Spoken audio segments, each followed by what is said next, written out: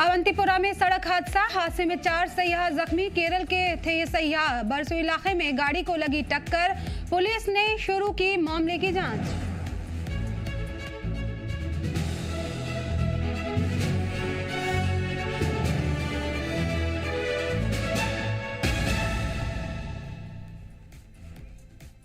आदाब, नमस्कार, मैं यास्मीन और आप देख रहे हैं जी जम्मू कश्मीर लद्दाख। खबरों की शुरुआत करें। आपको बताएं कि कठुआ स्टेशन पर आरपीएफ जवान जो था वो जख्मी हो गया है। ड्यूटी के दौरान गोली लगी है। मुश्तबा हालात में पेश आया ये हादसा। जीएमसी कठुआ में इलाज जारी है। कठुआ रेलवे स्टेशन पर शनिवार को ड्यूटी के दौरान आरपीएफ के एक जवान को मुश्तबा हालात में गोली लगी और वो जख्मी हो गया। जख्मी जवान की पहचान दिनेश कुमार के तौर पर हुई है। वाकया के बाद उसे तुरंत सरकारी मेडिकल कॉलेज जीएमसी में यानी कि कठुआ के ले जाया गया है, जहां पर उसका इलाज जारी है। शुरुआती जानकारी के मुताबिक ये वाकया ड्यूटी के दौरान हुआ। हालांकि गोली लगने के वजूहात का पता नहीं चल पाया। तो आपको बता दें कि हादसा पेश आया है और जख्मी जवान का जीएमसी कठुआ में इलाज जारी है। बताते हैं कि कठुआ स्टेशन पर आरपीएफ जवान जख्मी हो गया है। ड्यूटी के दौरान ये वाकया पेश आया जब उसे गोली लगी। मुश्तबा हालात में यह हादसा हुआ है और जीएमसी कठुआ में इलाज जारी है जख्मी जवान का। कठुआ रेलवे स्टेशन पर शनिवार को ड्यूटी के दौरान आरपीएफ का एक जवान मुश्तबा तौर पर जख्मी हो गया। उसे गोली लगी, जिसके बाद जीएमसी कठुआ में इलाज जारी है। रेलवे स्टेशन कठुआ पर आरपीएफ थाना में तैनात एक कांस्टेबल को संदिग्ध परिस्थितियों में गोली लगी है, जिसके बाद उसे घायल अवस्था में उपचार के लिए गवर्नमेंट मेडिकल कॉलेज कठुआ लाया गया है।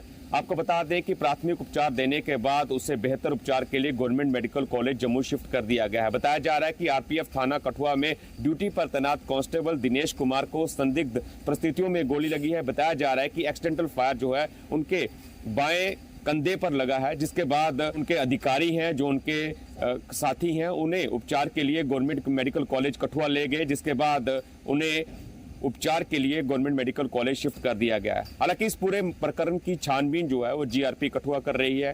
ये फायर कैसे हुआ, किन परिस्थितियों में जो है ये गोली चली है, उसको लेकर पूरी छानबीन जो है पूरे मामले की जा रही है। बहरहाल कांस्टेबल दिनेश कुमार अभी खतरे से बाहर है और उनका उपचार अभी भी मेडिकल कॉलेज जम्मू में जारी है। कठुआ से सरबजीत सिंह, जी जम्मू कश्मीर लद्दाख के लिए। पिछले साल पहलगाम के वाकया के बाद से कुछ वक्त के लिए रुकी हुई कश्मीर की सयाहत अब एक बार फिर से तेजी से पटरी पर लौटती हुई नजर आ रही है।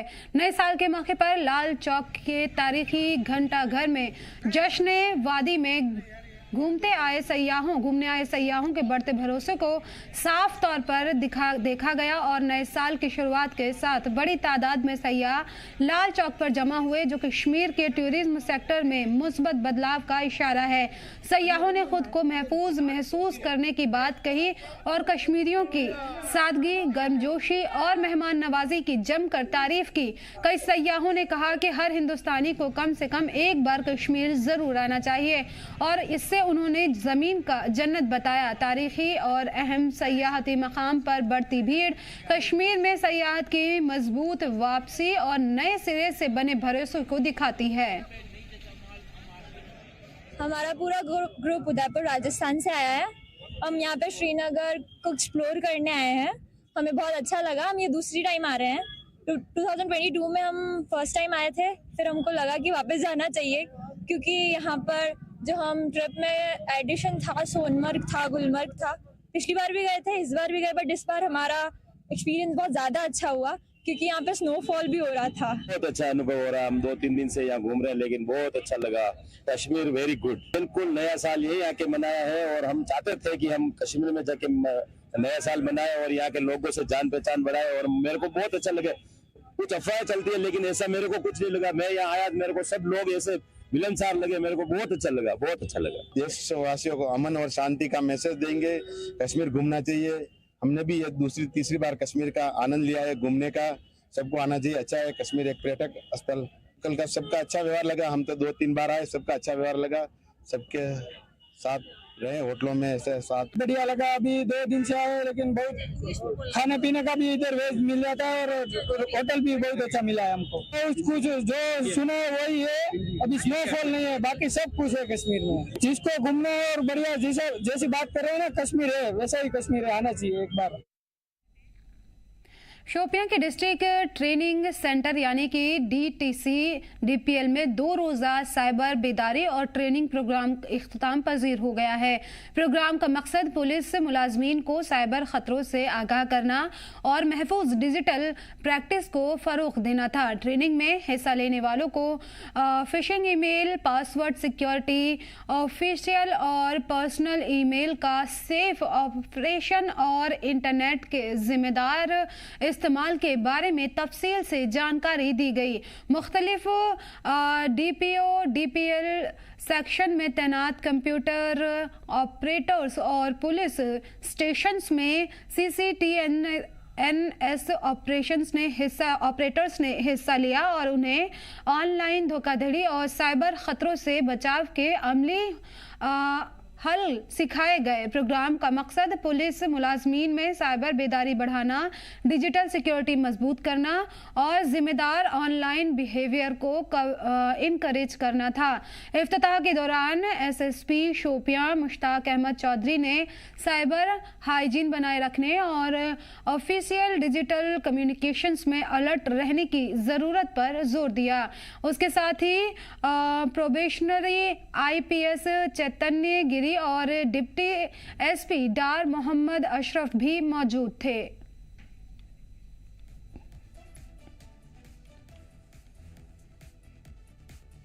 भारतीय राष्ट्रीय कांग्रेस ने कुलगाम जिला सदर के तौर पर अब्दुल रशीद लोन को नामजद कर दिया है। उन्होंने अपने ओहदे के लिए तकर्रुर हो दिया है। अपने ओहदे की जिम्मेदारी संभालते हुए लोन ने कहा है कि वो कांग्रेस आला कमान का शुक्रिया अदा करते हैं जिन्होंने उन पर यकीन जताया। उन्होंने यकीन दहानी कराई है कि वो पूरी ईमानदारी, डेडिकेशन और नई तवानाई के साथ में अपने काम को करेंगे और पार्टी की तंजीमी मजबूती के लिए ज़मीनी सतह पर लगातार काम करेंगे। लोन ने कहा है कि उनकी कोशिश पार्टी के नजरिया के मुताबिक रहेगा।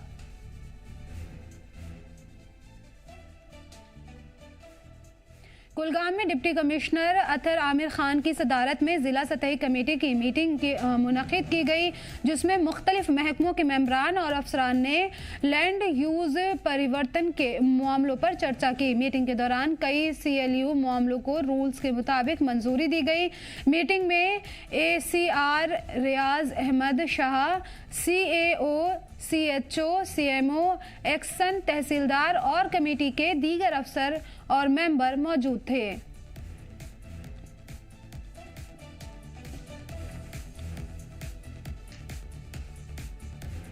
श्रीनगर में कश्मीर की 18 साल की महक हबीब ने अपने फ़न को कारोबार में बदलकर नौजवानों के लिए इंस्पिरेशन बन गई हैं। महक को रेजिन आर्ट में माहिर हैं। उन्होंने न केवल 3000 रुपए की बचत से अपना छोटा कारोबार शुरू किया और आज सोशल मीडिया के जरिए वो अपने ऑर्डर लेने में वाली सक्सेसफुल एंटरप्रेन्योर बन चुकी हैं। उन्होंने स्कूल की पढ़ाई के दौरान फ़न में दिलचस्पी डेवलप की और धीरे धीरे इसे पेशेवर सतह तक पहुंचाया। महक अपने कस्टमाइज रेजिन आइटम्स और गिफ्ट प्रोडक्ट के लिए जानी जाती हैं। जी, जम्मू कश्मीर की अक्सर ये एक पहल रही है कि हम जम्मू कश्मीर के उन हीरे जवाहरातों को ढूंढकर आप सब लोगों के सामने लाएं जिन्होंने अभी तक अपनी छोटी उम्र में कुछ इस तरह के कमाल दुनिया में एक अलग ही नजरिए से देखा जा रहा है। आज भी हमारे साथ एक ऐसी शख्सियत हैं जो कि 18 साल की हैं, लेकिन उन्होंने अपने इस पैशन को क्लास 2 से ही आइडेंटिफाई किया था और उस छोटी सी उम्र से इन्होंने अपनी इस पैशन को लेकर लगातार पहल की और आज की डेट में महक हबीब सोशल मीडिया पे हर जगह पे छाई हुई हैं। मुझे बताया कि जब इस चीज़ के बारे में आपको लगा कि आप इसमें कैपेबल हैं, आप ये चीज़ कर सकती हैं, और इनफैक्ट हम ये भी देखते हैं कि कश्मीर में शायद हमें ये सारी चीज़ें ज़्यादा कहीं पे देखने को नहीं मिलती हैं, और इंडिविजुअल लेवल पे आपने जब इस पैशन को फॉलो करने की कोशिश की तो आपको नहीं लगा कि डिफ़िकल्ट है, मार्केट नहीं है, लोग चाहे आगे खरीदेंगे या नहीं करेंगे, तो मैं अपने इस पैशन का क्या करूँ? मुझे उस टाइम पर ये लगा कश्मीर में जो थी रेज़न आर्ट की अवेयरनेस नहीं थी और सोर्सेज बहुत ज़्यादा कम थे, बट मैंने कोशिश की उस वक्त ढूंढने की चीज़ों को। एंड मैं पहले ही बचपन से क्रिएटिव चीज़ें करना मुझे पसंद था। 7th क्लास में मैंने इंग्लिश कैलीग्राफी की थी, बट फिर स्टडीज़ और स्पोर्ट्स के बीच में ही समहाउ मुझे I lost touch with art. फिर इन 10th क्लास में मैंने अरबिक कैलीग्राफी से स्टार्ट किया एंड उसी फिर जब धीरे धीरे मेरी सेल्स हुई इंस्टाग्राम से ही, तो मेरे लिए ना दरवाजे खुल गए कस्टमाइजेशन के एंड धीरे धीरे मैं और चीज़ें इंट्रोड्यूस करने गई। फिर मुझे डिस्कवर हुआ अबाउट रेज़न आर्ट एंड उस टाइम पर जब मैंने स्टार्ट किया तब मैं सबसे यंगेस्ट थी जो ये कर रही थी। एंड मैं अभी तो कोर्सेज भी आते हैं इस चीज़ के लिए, मगर उस वक्त कोई कोर्सेज वगैरह नहीं थे एंड मैंने फिर गलतियों से सीखा। पहले बहुत नुकसान हुआ, मगर जो मैंने उस टाइम पर वो करती रही मिस्टेक्स और उन्हीं चीज़ों से सीखती रही, तो उसी की वजह से आज मेरा ये बिजनेस इतना अच्छा चल रहा है। मुझे ये भी सुनने को मिला कि जब आपने इस पैशन को शुरू करने की कोशिश की तो उस वक्त जो इनिशियल इन्वेस्टमेंट थी वो कहीं ना कहीं पे 2-3 हज़ार के आसपास थी, और आज की डेट में ये भी बताया जाता है कि जो महक हबीब के पास सेटअप है वो लाखों का है। ये जो रैपिड और एक कंसिस्टेंट ग्रोथ रही है, इसके पीछे रीज़न क्या रहा? उसके पीछे रीज़न रहा जो कि मेरे पेरेंट्स का सपोर्ट था, वो था मेरा पापा। Like he is the backbone of my business. उसी का सपोर्ट रहा हमेशा से डे 1 से, तो उसी की वजह से मैं जो भी कर पा रही हूँ वो था। पहले तो मैंने 3000 से शुरू किया था, वो भी सेविंग्स हुई थी मेरी ये ना अरबिक कैलीग्राफी पे, तब जाकर मैंने आज इतना अच्छा सेटअप जो है मेरे पास हुआ। आप 18 साल की हैं, आपने 10th भी किया, उसके बाद अभी 12th की भी अगर हम बात करें 12th भी किया आपने। मुझे ये बताएं कि जब कोई इंसान अपनी अर्ली एज में किसी पैशन को फॉलो करता है, क्या उसके एजुकेशन पे उसका कोई असर पड़ता है या वो सारी चीज़ों को बहुत ही अच्छे से कवर अप कर लेता है? जब इंसान को अच्छा लगता है ना ये चीज़ जो वो कर रहा है, तो वो ऑटोमेटिकली स्टार्ट करता है उसके लिए टाइम निकालना। एंड मेरा ऐसा शेड्यूल रहता था, मैं सुबह उठती थी 6 बजे, मैं आज के जो ऑर्डर्स होते थे उनको डिस्पैच करती थी, फिर स्कूल जाती थी, स्कूल से आकर सीधा ट्यूशन, वहाँ से मैं 8 बजे आती थी, फिर थोड़ा सा रेस्ट और उसके बाद फिर से ऑर्डर्स पे स्टार्ट करती थी मैं 1-1 बजे तक। वो क्यों था इसीलिए था क्योंकि मुझे ये चीज़ अच्छी लगती थी करनी, और जो मेरे क्लाइंट्स थे खासकर वो मुझ पर भरोसा करते थे। मेरे ज़्यादातर समर्स में वेडिंग रिलेटेड ही ऑर्डर्स होते हैं, तो उनको मैं एंड मोमेंट में मना नहीं कर सकती थी, तो उस ट्रस्ट की वजह से मैं कर पाती थी सारा कुछ। मतलब इट्स लाइक कि आपको करना आना चाहिए, बैलेंस बिटवीन स्टडीज़ और जो आप कर रहे हो, बैलेंस करना जरूरी है। छोटी छोटी बातें हैं लेकिन बहुत ही इम्पॉर्टेंट है एक इंसान की लाइफ में। आप अर्ली इन द मॉर्निंग उठते हैं, आप अपने क्लाइंट्स के बारे में सोचते हैं, उनके लिए आप उनका काम तैयार करते हैं, उसके बाद एजुकेशन हासिल करने के लिए स्कूल जाते हैं, वापस आके अपना होमवर्क करते हैं, उसके बाद फिर से अपनी इस पैशन को फॉलो करते हैं। अर्ली एज में ये डेडिकेशन देखना बहुत ही कम मिलता है। जब हम टैलेंट की बात करते हैं, वो काबिलियत सिर्फ उसके उस पर्टिकुलर पैशन को लेकर ही नहीं होती है, बल्कि अपनी उस रोज़मर्रा की ज़िंदगी को हैंडल करने की भी बात आती है, जो काफ़ी ज़्यादा इंस्पिरेशनल है। जब आप इतनी बड़ी बड़ी बातें करते हैं कि क्लाइंट्स की बातें करते हैं, आप वर्क ऑर्डर्स की बात करते हैं, आप प्लानिंग्स की बात करते हैं, जब पेरेंट्स में ये सारी चीज़ें डिस्कस होती हैं यूजुअली आपकी, तो वो क्या रिस्पॉन्स देते हैं आपको? मेरा जो पापा होता है ही फील्स प्राउड, मतलब हमेशा से रहा है। जब भी उसको बहुत अप्रिसिएशन मिलती है आज मेरी वजह से। मुझे अभी भी याद है, मुझे एक जगह स्टॉल लेना था एंड सारे स्टॉल जो है वो बुक हो गए थे। वो था कश्मीर यूनिवर्सिटी का चिरगिश इवेंट था, तो मुझे वहाँ पे स्टॉल लेना था एंड सारे स्टॉल्स की बुकिंग हो गई थी। तब वो मेरा पहला साल था बिजनेस का, उतना अच्छा नहीं चल रहा था, मैं स्टॉल लेना चाहती थी वहाँ पे। एंड मेरे पापा ने कॉल कराया किसी से वहाँ पे, मतलब सिफारिश के थ्रू। अब मैं वहाँ पे गई एंड उन्होंने पहले, वो जो प्रोफेसर थे मुझे नाम नहीं याद है, तो उन्होंने पहले मना किया, बोला सारे तो ये हो गए। एंड उन्होंने बोला बेटा आप दिखाओ। एंड उसके बाद जब उनको मैंने दिखाया फोन पे जो मैं कर रही हूँ, उन्होंने मुझे बोला अगर आपके लिए नहीं तो किसके लिए हम ये कर रहे हैं इवेंट। तो एंड उन्होंने मुझे उस टाइम पर काफ़ी अप्रिशिएट किया और उन्होंने मुझे स्टॉल दिया वो दिन। हाँ वो एक एग्जैक्टली, एंड अब वो मेरी बिगिनिंग थी बिजनेस की, तो वो चीज़ मेरे पापा को ना अभी भी याद है। एंड जब भी मेरी मम्मा कुछ बोलती है ना कि कैसे करेगी, यहाँ से पढ़ाई, यहाँ से की, वो बात अभी भी अब्बू उनको याद दिलाते हैं कि ये बात थी।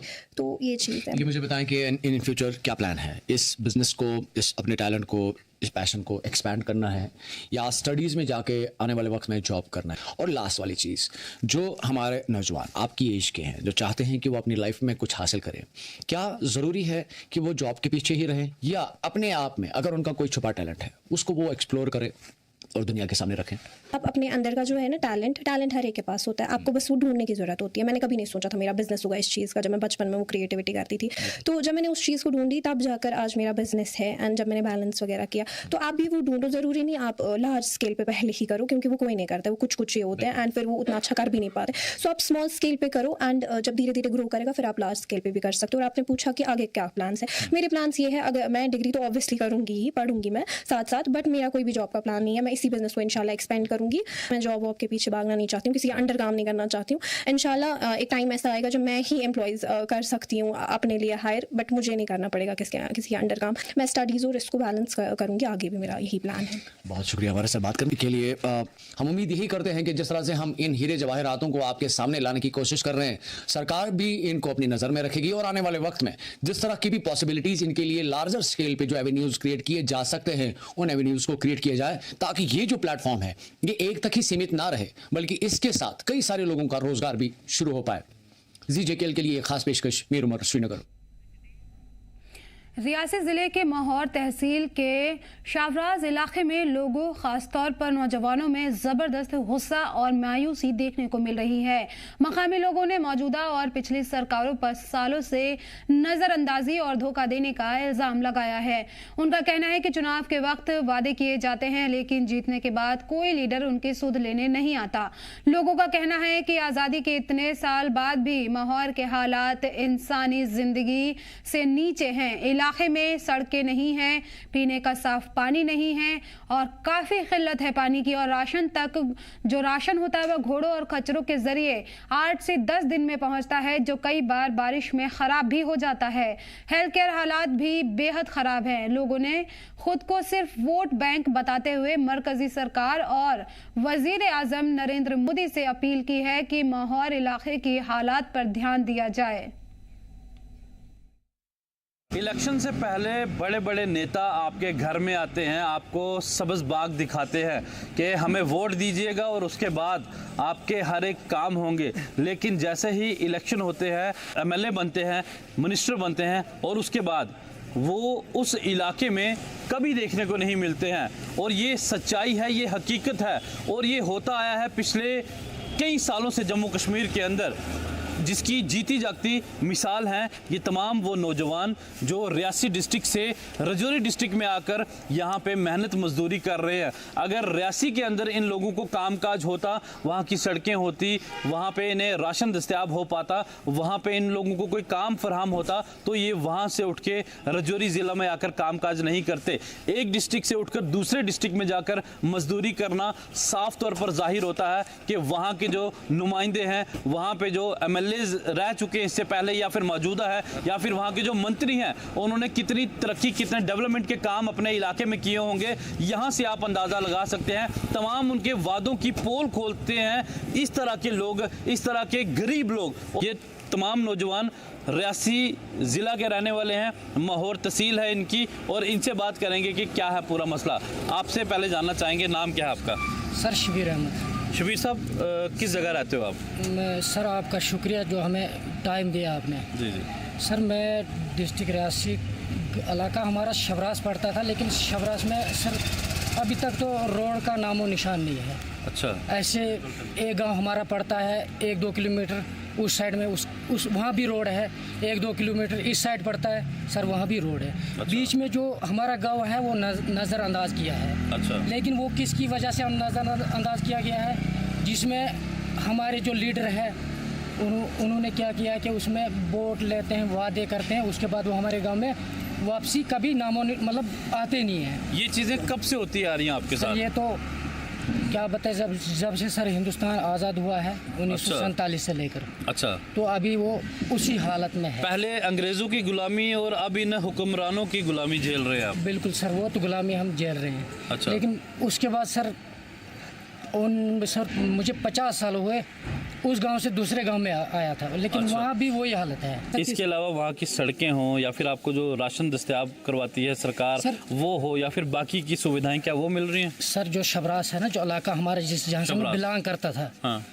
वहाँ सर तो कुछ भी नहीं है। अच्छा। ना रोड है। अब सर लाइट आई है वहाँ पे, लेकिन वो अभी 1 साल हुआ, लेकिन वो भी पता नहीं किसकी मेहरबानी है, लेकिन सेंट्रल गवर्नमेंट की मेहरबानी है क्या है। तो अभी 1 साल हुआ NC सेंटर, मतलब NC की सरकार को आए हुई, उन्होंने उस समय हमें बहुत वादे किए थे। अच्छा। कि चुनी हुई सरकार है, चुने हुए MLA हैं। इंजीनियर हमारा MLA जो है इंजीनियर खुर्शीद है। अच्छा। उसने कहा था कि मैंने अपनी नौकरी छोड़कर और मैं MLA का इलेक्शन लड़ रहा हूँ, आपकी जो भी कमियाँ है वो मैं दूर कर सकता हूँ, लेकिन हमारे साथ कुछ नहीं अभी तक कुछ भी नहीं हुआ। मेरी पिछले एक साल सरकार बने हुए, एक साल एमएलए बन हुए उनको, एमएलए बने हुए, एक साल में कितना बदलाव आपके इलाके में आया? सर अभी कुछ नहीं हुआ है। कुछ नहीं आया। अभी सर बोलते हैं हमारे पास समय है, हम अभी 5 साल का टाइम है हमारे पास, आपके साथ हम सब वादे पूरे करेंगे। जब सर वो 5 साल चले जाएंगे तो उस वक्त फिर आएंगे, वही वादे करेंगे, वैसे ही करेंगे, वैसे वादे करेंगे।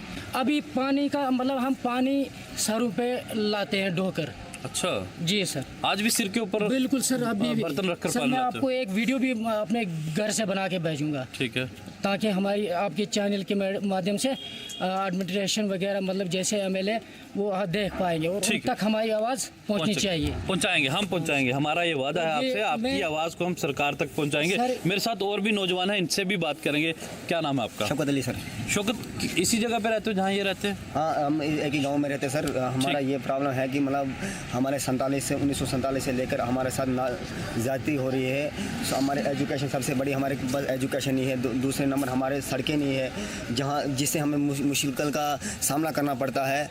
तो 8-8 क्लास में 3-3 टीचर है सर, जहाँ 250 बच्चे हैं, 200 बच्चे हैं, वहाँ वो उनको क्या पढ़ाएंगे?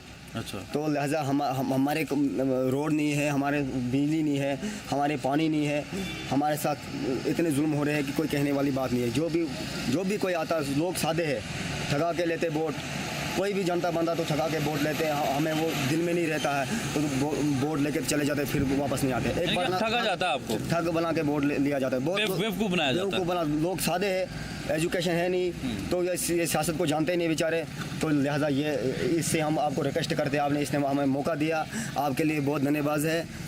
ठीक है, आप भी वहीं से? जी। आपका क्या नाम है? जी, मेरा नाम मोहम्मद यासिन है। यासिन साहब, ये जो बता रहे हैं कि 1947 से लेकर आज तक आपके इलाके की तरक्की नहीं हो पाई है, जबकि बाकी के इलाके जो बहुत से ऐसे हैं जहाँ पे आज बहुत सी डेवलपमेंट हो चुकी है, जहाँ पे बिजली, पानी, सड़क, हर चीज़ वहाँ पे पहुँच चुकी है। जो ये चीज़ें बता रहे हैं बिल्कुल सही बता रहे हैं? बिल्कुल सर, सही, बिल्कुल ना। वहाँ पे स्कूल का कोई इल्ज़ाम है सही, अगर स्कूल है भी ऐसे बाहर लड़के पेपर देते हैं, बाहर बैठते हैं, कोई स्कूल का बिल्डिंग कोई नहीं है। अच्छा, कुछ भी नहीं है? कुछ भी नहीं है, बिल्कुल। बच्चे सारे बाहर बैठते हैं, पेपर हो कुछ भी हो, बारिश हो, उनको बाहर ही रहना पड़ता है। अच्छा जी। तो आज तक वहाँ के जितने भी विधायक रहे हैं, जितने मंत्री उस इलाके के रहे हैं, आपके रियासी के हों, आपके जो तहसील है महोर है वहाँ के, कुछ काम नहीं किया उन्होंने? सर कुछ नहीं। पहले जब 2006 में आया था एक एमएलए हमारे गांव में, स्कूल में आया, उसने बोला 2007 में मैं यहाँ हाई स्कूल दूंगा।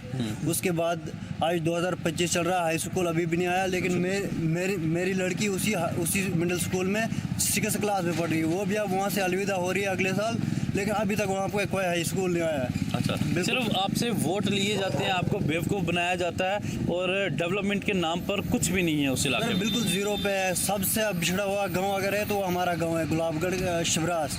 अच्छा। बिल्कुल ना वहाँ पे रोड है, ना कोई पानी है, ना कोई बिजली का भी 2007 में जनरल लाइन लगी थी, 2026 आ रहा, अभी भी नहीं लाइन कंप्लीट हुई है। अच्छा। अभी भी कुछ वार्ड ऐसे हैं जिनको लाइट नहीं अभी तक है।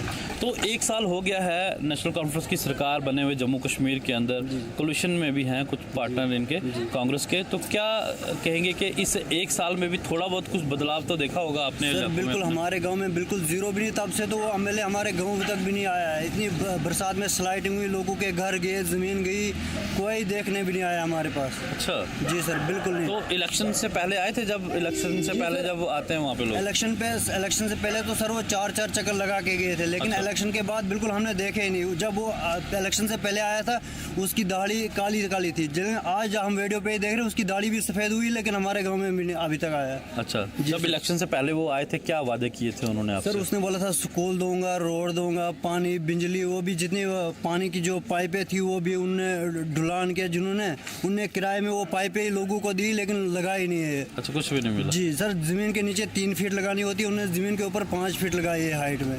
सिर्फ बेवकूफ़ बनाया जा रहा है? जी सर, बिल्कुल बेवकूफ़। तो वहाँ पे आपके इलाके में अस्पताल वगैरह है, हेल्थ फैसिलिटी वहाँ पे आपको दस्तयाब है? एक छोटा सा हॉस्पिटल है सर, उसमें कोई बेड नहीं है। सरकार की तरफ से एक लकड़ी का बेड बनाया हुआ है, एक चेयर्स रखी हुई है, बस उसी पे एक डॉक्टर आता है, वो भी उसका भी वहाँ से ट्रांसफ़र किया, फिर उसको भी हमने डिमांड पे अटैच करवाया है। फिर 3 महीने के बाद उसको फिर से जाना है, हॉस्पिटल को ताला लग जाएगा। अच्छा, तो सड़क की क्या हालत है?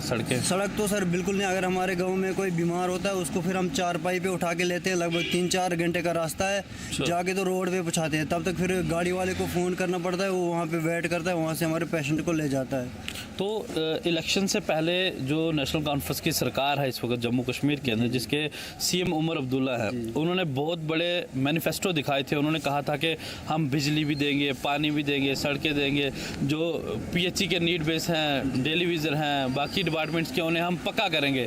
क्या उसके अलावा गैस सिलेंडर मुफ्त में दिए जाएंगे, बिजली मुफ्त में दी जाएगी।